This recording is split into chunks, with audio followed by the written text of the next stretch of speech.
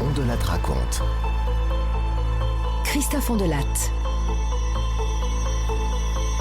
Voici la douloureuse histoire d'un petit Camerounais, Cyril, que son oncle et sa tante qui vivent en France font venir chez nous quand il a 6 ans et à qui ils font vivre le martyre. Entre autres punitions, ils lui mettent de la purée de piment dans les yeux au point qu'aujourd'hui, il est aveugle. J'ai tiré cette histoire du livre que Cyril a écrit et auto-édité sous le nom de Mason Ewing, Les yeux du destin. Il sera là tout à l'heure. Je l'ai écrite avec l'aide de Simon Veil, réalisation Céline Lebras. Europe 1, Christophe Ondelatte.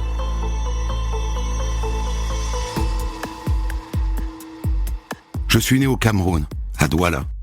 Ma maman, Marie, est morte quand j'avais presque 4 ans. Et après, c'est mon arrière-grand-mère, Élise, qui m'a élevé. Une merveilleuse femme, très douce. Je me souviens qu'à Douala, on habitait une petite maison. Je dormais avec mon arrière-grand-mère dans un grand lit entouré d'une moustiquaire. Et j'allais à l'école à pied, tout seul, avec mes petites tennis blanches qu'Élise m'avait achetées. Le soleil éclairait mon visage.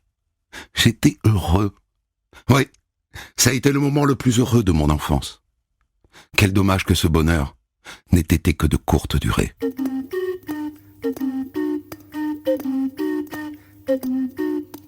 Et puis un jour, vers mes 6 ans, Élise dit qu'elle se fait trop vieille. Et une dame très élégante, Jeannette, une de mes tantes, arrive de France pour me chercher. Moi, je vais vivre en France, je suis content. Et puis prendre l'avion, c'est un peu comme aller au ciel, c'est un peu comme retrouver ma maman.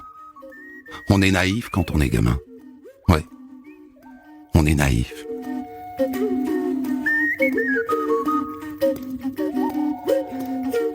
Je me souviens, cette Jeannette arrive en taxi. Nous, on l'attend. La porte du taxi s'ouvre, une femme en sort de toute beauté. Une créature digne d'Hollywood. Grande, élancée, très claire, vêtue d'un tailleur blanc et noir, avec un chapeau assorti à ses chaussures et à son sac à main. Sublime, comme une actrice de série télé des Blancs. « Mon petit Cyril, je t'ai porté des beaux habits de France. »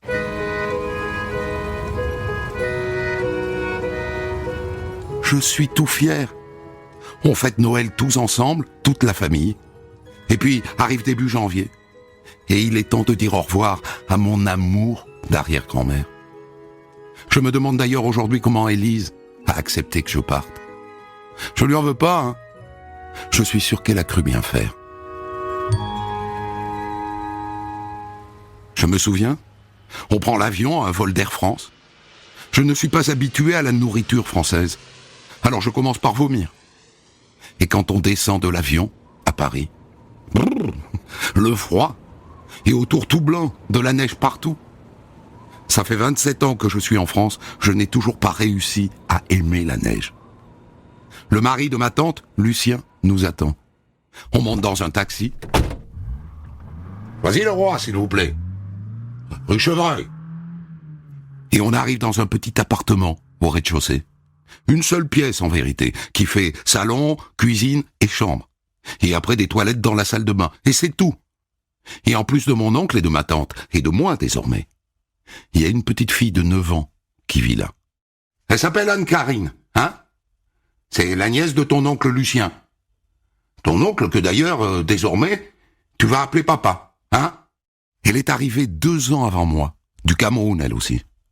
En tout cas, je suis content, hein, qu'il y ait un autre enfant. Parce que cet homme-là, que je dois appeler papa, il m'inspire pas beaucoup confiance.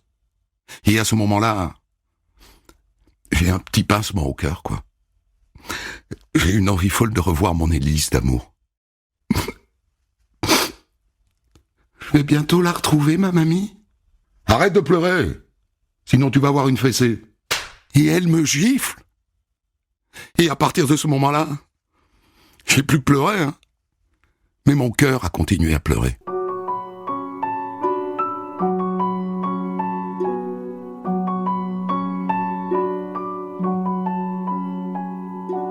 Ils m'ont mis en CP, dans la même école qu'Anne-Carine. Et je me suis fait un copain, c'est mon premier copain blanc, Christophe. Je vais jouer avec lui. Un soir, on rentre de l'école. Au revoir Christophe, à demain. On fait nos devoirs jusqu'à l'arrivée de mon oncle.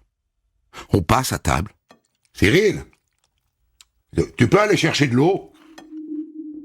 Je vais dans la salle de bain, je vois une bouteille pas entièrement vide, je rajoute de l'eau du robinet. Et de retour dans la pièce, je l'attends à une amie qui est là, Pauline. Et elle boit. Et elle commence à se sentir très mal. C'était de l'eau de Javel qu'il y avait dans la bouteille. Mais moi, comment je pouvais le savoir ? Mais t'es qu'un vaurien, hein ? Et là, ma tante me traîne dans la salle de bain. Elle prend ma tête et elle la cogne sur le bord de la fenêtre. Bim ! Bim ! Et elle finit à coups de ceinture, jusqu'à épuisement. Et moi je hurle. Pardon ! Pardon ! Et là elle me dit de me mettre à genoux, bras tendus. Et dans la paume de mes mains, elle pose 2 grosses pierres. Et si mes bras s'affaissent, bam ! Et maintenant va te coucher. Au lit, j'ai pensé à ma mamie, en Afrique. J'ai pleuré. Elle me manque beaucoup.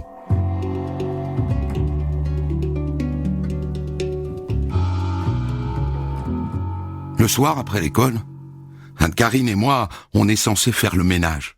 Et après nos devoirs. Un soir, ma tante rentre un peu plus tôt que prévu, vers 6 heures. Ah, j'ai bien envie de boire une bière, moi. Allez m'acheter une bière à l'épicerie. Je mets mon anorak, ma cagoule, mes gants. On part à pied tous les deux, avec Anne-Carine. On arrive à l'épicerie, on trouve les 16,64, et en allant vers la caisse, Anne-Carine me chuchote. Je crois que je vais voler des bonbons. Et elle le fait. Et quand on arrive à la caisse, je vous ai vu, hein ? Vous avez volé des bonbons. C'est pas bien de voler. Je pourrais appeler la police. Sors-les de la poche. Voilà. Bon ben je vais vous les faire payer, puis c'est tout. Et il prend l'argent des bonbons sur le billet de ma tante. Et nous, comment on va justifier la différence ? Elle va voir qu'il manque de l'argent, forcément. On arrive à la maison. Elle compte la monnaie. Il manque de l'argent, là ? Eh ben, je sais pas, c'est l'argent qu'il nous a rendu. Un neveu de mon oncle est là, Achille. Achille, tu retournes avec eux à l'épicerie. Et tu demandes des explications à l'épicier. Mais voler des enfants, quelle honte. Et l'épicier dit à Achille qu'on a volé des bonbons. Et Achille le répète à mon oncle et ma tante. Elle se lève. Mais pourquoi donc je t'ai amené en France ? T'es la honte de la famille. Mon oncle se lève à son tour. Il enlève sa ceinture. Et il commence à nous frapper. Flap, flap, flap. J'en ai le corps qui brûle. Et après, ma tante nous amène dans la salle de bain. Et au passage, elle attrape un gros pot dans le frigo. Je sais ce que c'est, hein. C'est le pot à piment. Piment rouge, plus oignon, plus ail, plus tout un tas de condiments africains. Il n'y a rien de plus fort. Elle pose le pot sur le lavabo. Ouvre les yeux. Et avec une petite cuillère, elle me verse de la purée de piment dans les yeux. Et je hurle. Je lui demande pardon. Je lui promets que je recommencerai pas. Mais pendant des heures, elle m'empêche d'aller me rincer. Et quand enfin je vais me passer de l'eau froide, ça brûle. J'ai 6 ans et demi. Ces gens ne sont que méchanceté.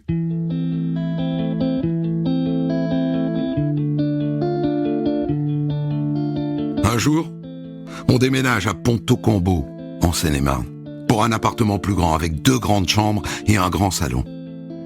Ma tante Jeannette, je vous l'ai pas dit ça. Ma tante Jeannette est témoin de Jéhovah. Mon oncle non, hein, il dit que c'est des bêtises. Mais elle nous emmène 1 fois par semaine pour des études du livre, comme ils disent. Moi j'aime bien. Les gens sont gentils là-bas. Et elle prend sa petite voix mielleuse, elle sourit, elle est toute douce. Ils savent pas que chez elle, c'est un démon, qu'elle nous fait vivre l'enfer.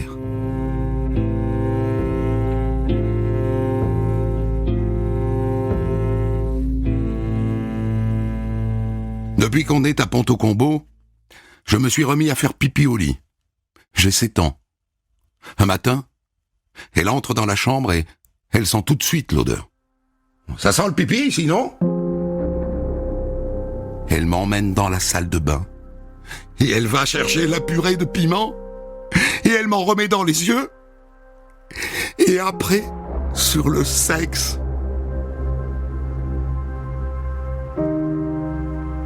Maintenant, le soir, je ne bois plus, pour ne pas faire pipi au lit. Un soir après l'école, une fois le ménage et nos devoirs terminés, on va regarder la télé en cachette. Et ma tante Jeannette rentre plus tôt que prévu. Et elle nous trouve devant la télé. « Vous me prenez pour une conne, hein ? Allez dans le couloir !» Et là, elle nous fait mettre à genoux. Et elle nous met à chacun 2 grosses pierres dans les mains, bras tendus. Et elle retourne dans la cuisine préparer à manger en écoutant de la musique africaine.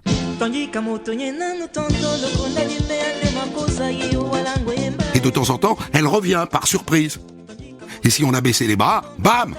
Un coup de spatule sur chaque bras. On a dû rester comme ça 1h30, peut-être 2. Quand mon oncle est rentré, elle lui a expliqué pour la télé. Ils nous ont privés de dîner. Et quand eux, ils ont fini de manger, « Vous venez ranger, hein ? Et faire la vaisselle. »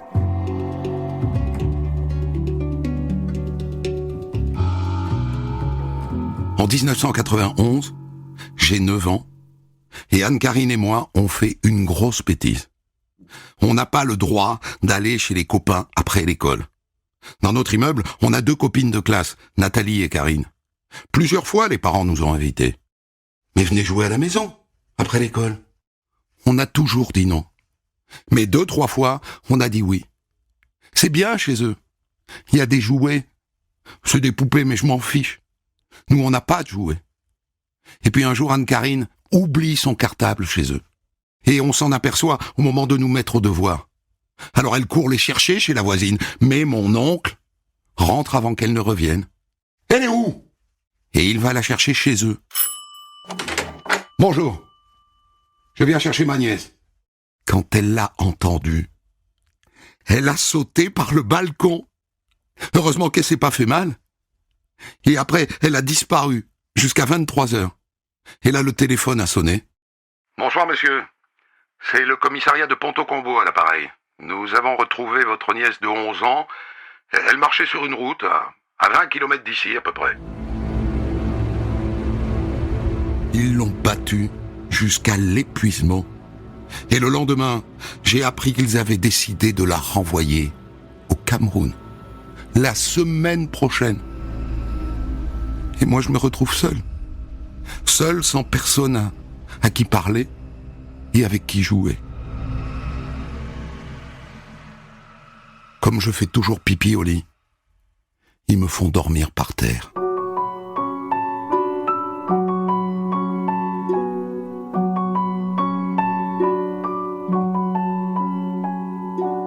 J'ai 9 ans. Et je n'attends plus qu'une chose, la mort. Je vais pas survivre. Tous les soirs quand je me couche, je me dis, est-ce que je vais me réveiller ? Est-ce que c'est mon dernier soir ?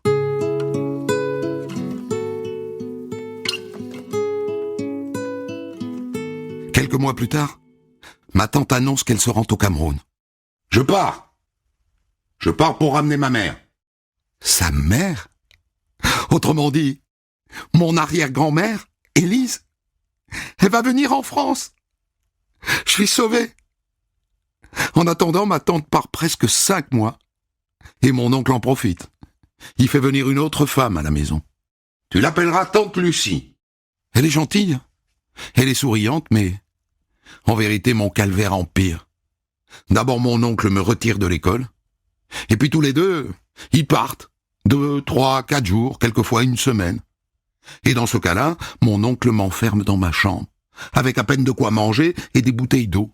Et pour faire mes besoins, un pot sur le balcon. Pour faire pipi, j'ai trouvé une astuce. Je le fais dans un petit trou d'évacuation des seaux de pluie. Mais au moins pendant ce temps-là, il me frappe pas.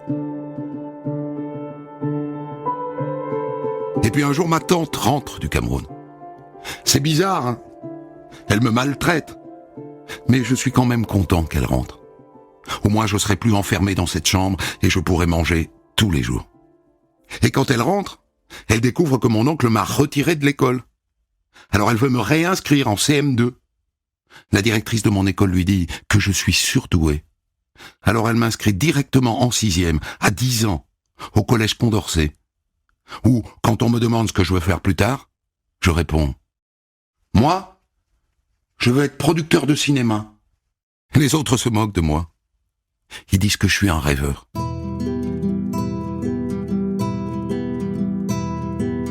Et puis un samedi, ma merveilleuse Élise arrive.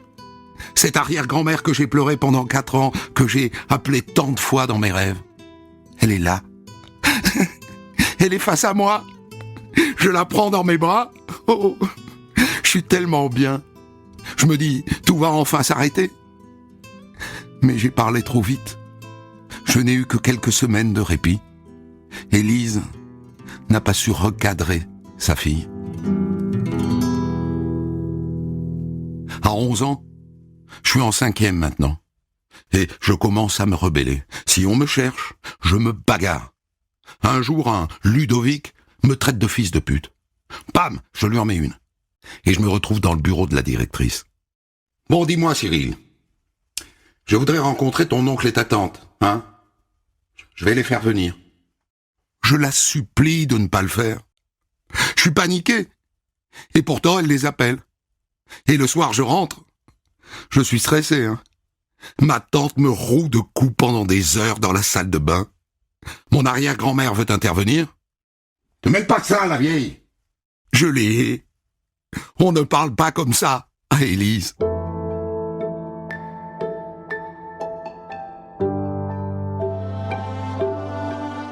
J'ai décidé de fuguer. Avec un copain, Jean-François, qui est dans un foyer. Je vais aller avec lui à Paris. Je monte dans le train. Je me retrouve à la gare de l'Est à Paris. Je suis libre. Je dis au revoir à Jean-François et je me mets à marcher dans Paris. J'ai un peu peur, hein, mais je suis heureux. Je suis libre. Et je marche, jusqu'à la nuit. Et puis un moment, je rentre dans une cabine et je fais le 17. La police. Allô ? Voilà, je suis perdu, je veux pas rentrer chez moi. J'ai peur de mon oncle et de ma tante. Ils viennent me chercher. Ils m'emmènent à la brigade des mineurs. Je rencontre un gentil monsieur qui me demande pourquoi je ne veux pas rentrer chez moi. Je lui raconte tout. Ben, ils me mettent du piment dans les yeux et dans le sexe aussi pour me punir. Et puis ils me mettent à genoux pendant des heures aussi. Et puis ils me privent de manger. Ils me mettent dans un foyer d'urgence dans le 15e arrondissement. Je me dis, ouf, c'est fini. Je suis naïf, hein. Le lendemain, je me retrouve face au directeur du foyer. J'ai lu tout ce que tu as dit à la brigade des mineurs. J'avoue que je sais pas quoi en penser. Tu peux tout me raconter, à nouveau ? Je lui répète tout. Ça dure 3 ou 4 heures. Et le lendemain, le directeur me fait revenir dans son bureau. Et là, la porte s'ouvre. Et qui je vois rentrer ? Ma tante. Quand je la vois, je veux m'enfuir. Un éducateur me rattrape. Et elle, dans le bureau, toute mielleuse, toute gentille. Elle jure qu'elle n'a pas pu me faire de mal, qu'elle ne comprend pas pourquoi je dis des mensonges et que sans doute j'ai de mauvaises fréquentations. Et ce crétin de directeur et ses éducateurs avalent son baratin. Et je repars avec elle. Quand on arrive à l'appartement, mon oncle m'attend de pied ferme. Je n'ai jamais vu autant de haine dans ses yeux. Et ils me battent comme jamais. Ma tante m'agenouille dans le salon, elle me colle un dictionnaire dans chaque main, bras tendus, et à chaque fois que je baisse les bras, bim ! Un coup de ceinture. Mon arrière-grand-mère les supplie d'arrêter. Elle pleure. Et ils me fouettent comme ça presque toute la nuit. Et quand je n'ai plus de force, ils me laissent dormir dans le couloir. Des fugues, j'en ai fait d'autres. Et à chaque fois, je suis allé voir la police. J'ai encore tout raconté. Ils m'ont mis dans le même foyer ou dans un autre. Et une fois dans un hôpital psychiatrique et une autre fois dans une famille d'accueil. Mais à la fin, la DAS a toujours fini par appeler ma tante. Bravo, cet organisme est censé protéger les enfants.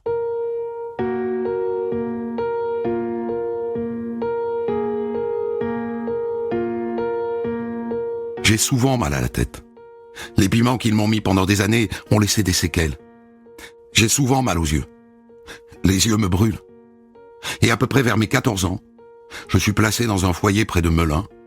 Il est 5 heures de l'après-midi, la nuit commence à tomber. Et d'un coup, je me sens pas bien. Crise d'épilepsie, je suis dans le noir. Je passe 3 semaines dans le coma. Et quand je me réveille, pourquoi je vois rien ? J'ai perdu la vue. Je suis aveugle pour toujours. Je ne veux plus qu'une chose. Je veux mourir. Et d'ailleurs, je retombe dans le coma.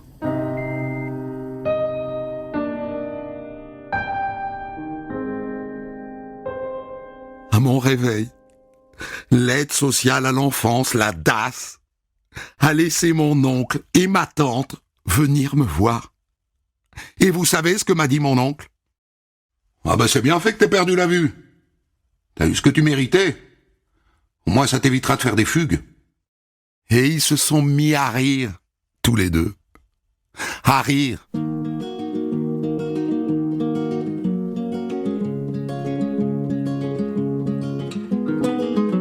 Un jour en 2010, j'avais 28 ans, je suis retourné voir ma tante. J'y suis allé avec un copain, Raphaël. J'ai sonné, elle m'a ouvert. On a parlé comme si de rien n'était. Elle avait tout oublié qu'elle m'avait maltraité, que si j'étais aveugle, c'était à cause d'elle et de son mari. On s'est revus 2 fois. Une fois c'était à Noël, c'est elle qui m'a invité. Je l'aime pas, hein, mais ce Noël était sympathique. On aurait dit une famille modèle. Elle ne me faisait plus peur. Alors je lui ai demandé pourquoi elle m'avait fait tout ça. Elle m'a dit que c'était par amour. J'ai gardé mon calme. Je lui ai demandé si elle regrettait. Elle m'a répondu que non. Qu'en perdant la vue, j'avais eu ce que je méritais. Je vous le jure, hein. Il n'y a pas eu un seul pardon. Il n'y a pas eu un seul regret. Un jour, elle m'a téléphoné pour me demander si j'avais pas du travail pour elle. Et une autre fois, c'était pour m'annoncer la mort de mon arrière-grand-mère. Elle m'a demandé de l'argent pour que je participe à l'enterrement. J'ai donné, hein. Et qu'est-ce que j'ai pleuré. Qu'est-ce que je l'aimais. Pour commenter son histoire du jour, Christophe Ondelat reçoit un invité, acteur direct de son récit.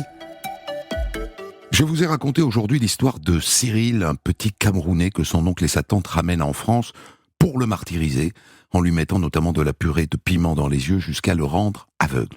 Cyril s'appelle aujourd'hui Mason Ewing, et j'ai tiré cette histoire de son livre auto-édité chez Ewing Publications, Les yeux du destin. Pour moi, ça a été une expérience incroyable, parce que d'habitude, je regarde dans les yeux des gens dont je raconte l'histoire, comment ils l'encaissent.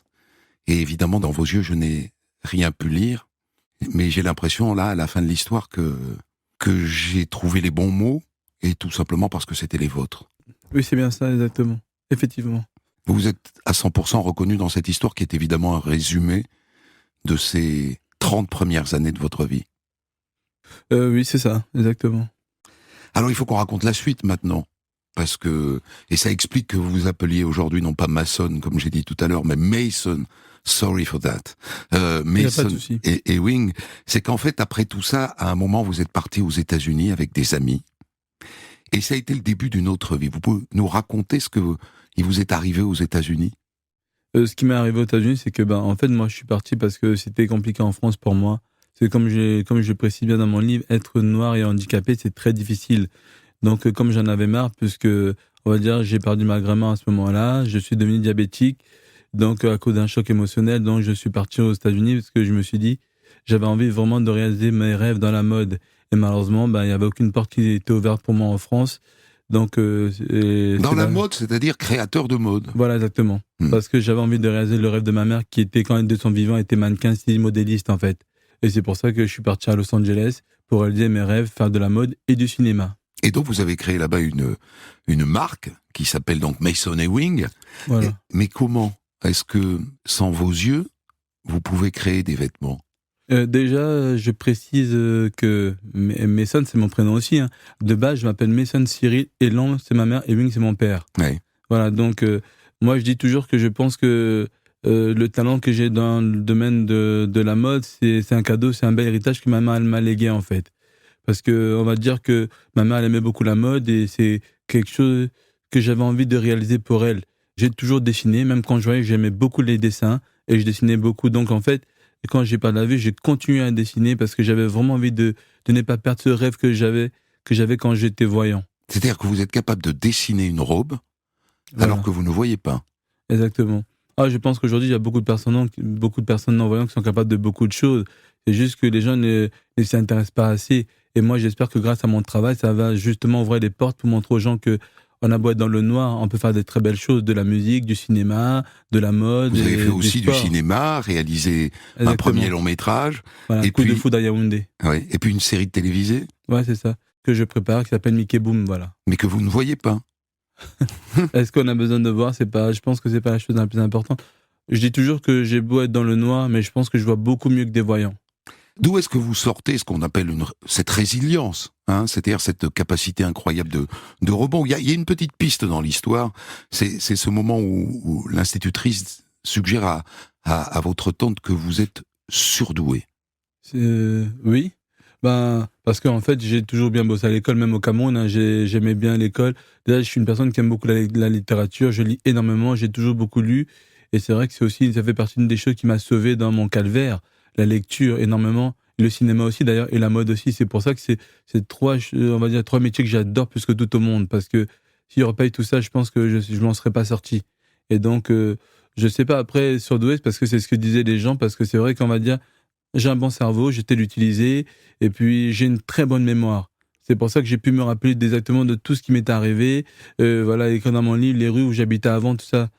Alors il y a quelque chose qui reste en suspens, Mason, dans votre livre, une question à laquelle vous n'apportez pas de réponse, mais peut-être parce que vous ne l'avez pas. Pourquoi est-ce que ces gens viennent vous chercher au Cameroun pour finalement vous martyriser?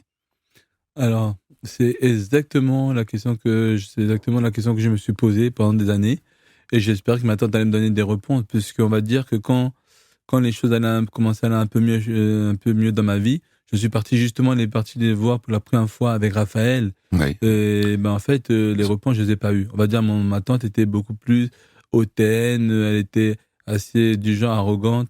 Limite, pour elle, tout ce qu'elle avait fait, c'était normal, donc elle avait aucun regret. Et puis, elle a osé me dire qu'elle aimait ma mère, qu'elle aimait plus que tout, c'était comme sa fille. Et j'ai trouvé ça, et ça m'a beaucoup énervé. Et pourquoi ils ont fait ça, je n'en sais rien. Maladie mentale? Perversité? Psychiatrique? Tous les non. deux, ce qui est étonnant. Non, Non? non. Non, parce que, excusez-moi, mais je trouve qu'on a tendance à dire que dès le moment que les gens ont fait, non, je pense qu'ils étaient tout simplement mauvais, méchants, en fait. C'est pire que, pour moi, c'était cruel. Parce que, vu ce qu'ils ont fait, il n'y a pas que moi, il y a aussi Anne-Carine, il y a eu la fille qu'ils ont poussée du 2e étage, il y a eu pas mal, vraiment, il y a eu beaucoup de choses. J'ai pas tout raconté, bien sûr. Il y a eu beaucoup de choses. Mais ce que je n'ai pas raconté, c'est que votre tante avait une fille. C'est-à-dire qu'elle ne vous a pas pris pour se substituer à un enfant qu'elle ne pouvait pas avoir. Elle avait une fille. Et ce qui est assez paradoxal, c'est qu'elle ne l'a pas élevée. C'est ça. C'est fou. Ouais. Et qu'elle-même, elle a été placée aussi en foyer. Elle-même, elle avait des trucs puisqu'elle avait été maltraitée par eux, par son mari. Donc, ça restera une question sans réponse. c'est vrai. Elle ne veut pas en parler. Ah non, parce que pour elle, elle a rien fait de mal. Elle n'a rien à se reprocher. Vous leur avez fait un procès. Oui, qui n'a servi pas à grand-chose, en fait. C'est pour ça que dans mon livre, si vous avez remarqué, je n'en parle pas beaucoup, en fait. C'est pour ça que je vous pose la question. Parce que j'ai cru comprendre, mais vous n'en parlez pas. Vous les avez attaqués devant la justice pour les mauvais traitements qu'ils vous ont fait subir. Ils ont été condamnés à quoi? En fait, alors, moi, quand j'ai décidé, parce qu'il faut dire qu'après tout ça, vu qu'à l'époque, personne n'a cru en moi, des fugues, j'en ai fait plus d'une centaine, hein, j'en ai eu beaucoup, j'ai été voir beaucoup de commissariats. J'ai tellement été affecté qu'on m'écoute pas, que personne ne me croit, que je me suis enfermé pendant des années. Après, j'ai fait des tentatives de suicide, tout ça. Et puis un jour, j'ai rencontré une psychiatre qui m'a dit que j'avais le droit de porter plainte, que j'avais des droits. Et ce que j'ai voulu faire. Et donc, on a fait, il y a eu une enquête, il y a eu pas mal de choses. Mon oncle a été recherché puisqu'il était en cavale. ma tante, pendant l'enquête, elle a pris 1 an. Et après... 1 an de prison. 1 an de prison. Oui. Voilà. Et après, quand mon oncle, comme par hasard, la chance que j'ai eue, c'est que mon oncle était attrapé quelques jours avant le procès. Oui. Quelques jours avant le procès. Et le jour du procès, ce qui m'a énervé, c'est que j'étais limite on va dire, le bourreau et j'étais les victimes. Et ça m'a choqué parce que j'avais plein d'amis qui étaient là et tous mes amis étaient scandalisés. Le jour du procès, alors qu'il y avait quand même pas mal de preuves, pas mal de témoins. Et j'ai jamais compris ce procès. J'ai trouvé que c'était une mascarade. Même mon avocat, il était un peu, Maître David Desgranges, il était un peu choqué par ce procès, justement. Et donc, voilà. Mais ils ont été condamnés à vous verser de l'argent, j'espère, parce qu'ils vous ont rendu aveugle quand même. Ouais, en fait, 5 000 € de dommages et intérêts que je n'ai jamais touché. 5 000 € de dommages et intérêts que je n'ai jamais touché. Et puis 1 an avec sursis ça n'a pas servi à grand chose, en fait. Mais bon, c'est pas grave. Alors, ce qui est saisissant, c'est que votre tante est témoin de Jéhovah.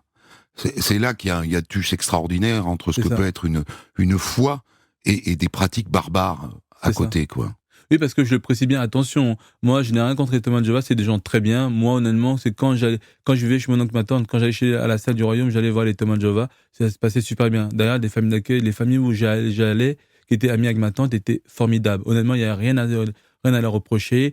Et je sais que pour beaucoup de monde, c'est une secte. Moi, je dis non, parce que je sais, je l'ai vécu assez longtemps. Après, chacun pense ce qu'il veut. Par contre, les témoins de Jéhovah n'ont rien à voir. Ma tante ne m'a pas maltraité parce qu'elle était témoin de Jéhovah.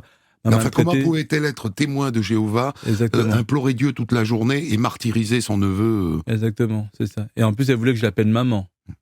Ils l'ont su, les témoins de Jéhovah, ce qu'elle vous avait fait finalement? En fait, alors, il y en a qui l'ont su. J'étais déçu parce qu'il y en a qui l'ont su. Et en fait, elle continue d'ailleurs à être témoin de Jéhovah vers là où elle habite, puisqu'elle habite pas loin de chez moi. Et en fait, il y en a qui l'ont su, mais il faut croire que ça n'a pas fait grand-chose. Ma tante, elle est très forte pour manipuler les gens, attention. Avec son mari, ils sont très forts pour ça. Ils sont toujours ensemble? Oui, toujours ensemble. Ils habitent toujours pas loin de chez moi. Ils sont toujours ensemble, oui. Bien sûr. Et ils ne prennent plus d'enfants qui viennent du Cameroun? Parce que, je l'ai pas dit ça, mais il y a tout un tas de gens qui défilent chez vous, qui vont chercher au Cameroun, qui restent quelque temps, et puis qui se barrent en courant, évidemment. C'est ça. Ils n'en prennent plus aujourd'hui. En plus, ce qui est drôle, c'est que tout à l'heure, quand vous avez mis de la musique, c'est exactement la musique qu'elle écoutait. C'est Grâce Descas, c'est ça? Oui, absolument. C'est Grâce Descas. Et c'est la musique qu'elle écoutait, mais attendre justement à chaque fois. Alors évidemment, il y a quelque chose dont il faut qu'on parle, c'est l'attitude constante de l'aide sociale à l'enfance, qu'on appelait autrefois la DAS. Vous les dénoncez, votre oncle et votre tante, auprès de la police. Donc l'aide sociale à l'enfance, c'est ce qu'ils vous font subir. Et pourtant, systématiquement, ils vous renvoient chez eux. Est-ce que vous avez compris pourquoi, vous? Jamais. Et le pire, c'est que même quand j'ai perdu la vue, quand je suis tombé dans le coma, je suis sorti du coma, mon oncle et ma tante ont continué à venir me voir. Et même après que je sois placé, parce que bon, j'ai pas tout marqué, parce que mon histoire, elle est trop longue. Même après qu'ils m'ont placé pendant des années, ils ont insisté pour que j'aille fêter des Noëls avec mon oncle et ma tante. Donc quand j'étais en famille d'accueil, j'allais de temps en temps, j'étais obligé d'aller carrément chez mon oncle et ma tante fêter Noël. Mais vous aviez 15 ans, 16 ans à l'époque. Hein? Oui, voilà. Et vous disiez, je suppose, je veux pas y aller. Je disais, je veux pas y aller. Par exemple, j'étais obligé, quand j'étais à Marie-sur-Marne, chez Madame Blin, par exemple, j'étais obligé d'aller devant un Noël chez mon oncle et ma tante. J'avais pas le choix. Pourquoi? Parce que il y a un lien génétique et que l'aide sociale à l'enfance privilégie toujours ça. Moi, je pense que c'est parce qu'ils prennent souvent des très mauvaises décisions et que, en fait, pour moi, ils ont jamais cherché à me protéger. Alors que ça faisait des années que j'appelais à l'aide, ça fait des années que je précisais que j'étais maltraité par ces gens-là. Mais pour eux, c'était mon oncle et ma tante. Donc, il fallait ils voulaient renouer contact. Ils voulaient automatiquement que je n'ai pas contact avec mes bourreaux. Parce que les liens du sang, non? Oui, exactement. Alors que les liens du sang, là, pour une fois, ça ne voulait rien dire. Bon, c'est pas que pour une fois. Ouais, c'est vrai. C'est vrai. Et sachez-le, c'est une constante dans l'histoire de l'aide sociale à l'enfance de ces dernières décennies que de vouloir maintenir coûte que coûte les liens génétique, plutôt que de favoriser, par exemple, une adoption. Vous auriez pu être adopté par une autre famille. Exactement. Mais comme je ne suis pas adoptable, parce que j'ai toute ma famille, en fait, je suis pas adoptable, donc... en adoption simple aussi. Voilà, en adoption simple, exactement. Votre cousine, ça je ne l'ai pas raconté, Anne-Carine, elle est donc rentrée au Cameroun, il n'en voulait plus. C'est ça. Et elle est morte après. Ouais, elle est décédée, elle s'est fait tuer par son père, son frère et son cousin. Violence. Voilà, violence, ils l'ont tabassé à mort. Et la pauvre, elle est morte en laissant un petit garçon. Donc, pas à son âme.